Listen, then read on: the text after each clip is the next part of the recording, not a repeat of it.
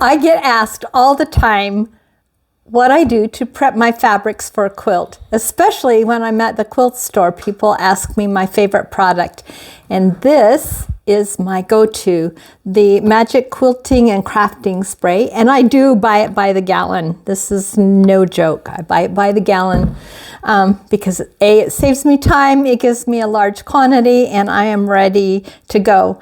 I have 2 quilts that I'm working on right now. One I've already starched and have on my rack, and the pieces come off literally this starched like this. I mean, you can see that that is a starched piece of fabric. I will take them all over to my iron and press them, and they will lay flat and beautiful. It's like a piece of paper. I can't tell you, so let's do it so you can get your own fabric starched and you can see how I do it. And then you'll know how I first learned of this process from Lisa Bonjean of Primitive Gatherings and Kimberly at Fat Quarter Shop. So I went, if they're doing it, they know something I don't know. So let's get started. Okay, I do have a spray bottle. I have just sprayed my fabrics before. I put a towel down and usually just saturate them and then hang them on my rack. But I have arthritis that's limiting my ability to squeeze my hand right now. And so we're going to dip our fabric today, which is a little different. And you can do either one. It doesn't matter. And you don't have to starch your fabric this heavily either. This is just something that I picked up. It made my, ooh, get my hand in. It made my piecing a lot more accurate, and my fabrics fray less and behave better. So this is how we do it. This is my binding for this quilt. I'm not going to starch my binding, so I'm going to set that aside. But these are all the fat quarters that I need, plus my border.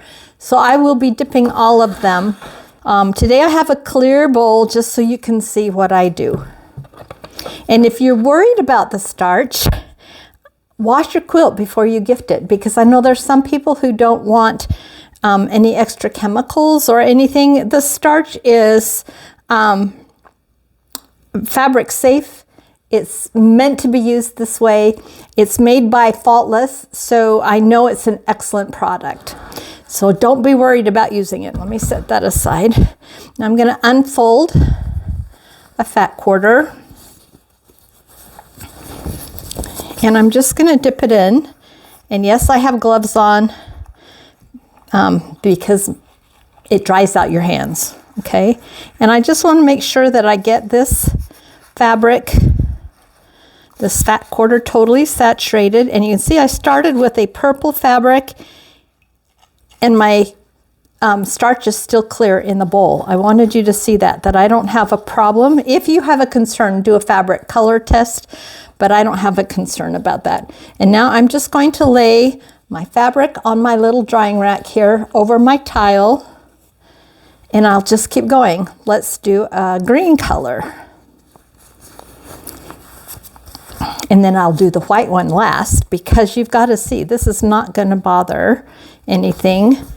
Most fabrics are going to be color safe. If you're worried, like I said, do a color safe test first. I've never had a problem in the 5 years I've been doing this, except one time. And it was a very old fabric. It was about 20 years old that bled, and it was red. So it's like, they've changed the dye process since then. I just squeeze it out and hang my fabric to dry on my rack, like so. Okay. This is 2 yards. The fabrics I'm using today are by Moda. They are called Pick Me from Three Sisters. And this reminded me of my childhood. So I'm just going to start dipping it in. And if I need to add more solution to my bowl, I will. And obviously I'm going to need to add some more to get this big piece done. So I'm just going to pour it in. Try not to splash everywhere. It will just wipe up off my mat.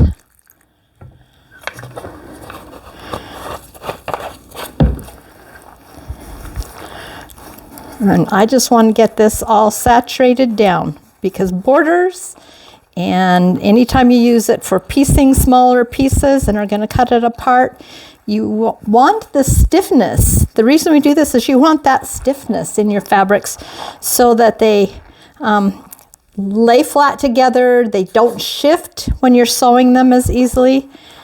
And I just find that everything behaves better and I'm a lot more accurate in my sewing and my cutting.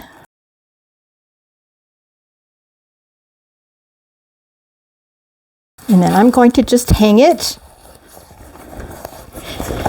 over my rack, just like I would normally all the other fabrics, just like that, and let it dry. Let me turn, I can't turn the rack, but you can kind of see how I got it done there. And now I will just keep going. I'll get a towel and wipe this all down when I'm done. And tomorrow, all my fabrics will be ready for me to cut out and get ready for my class next week. So thanks for watching. I'll see you next time. Bye.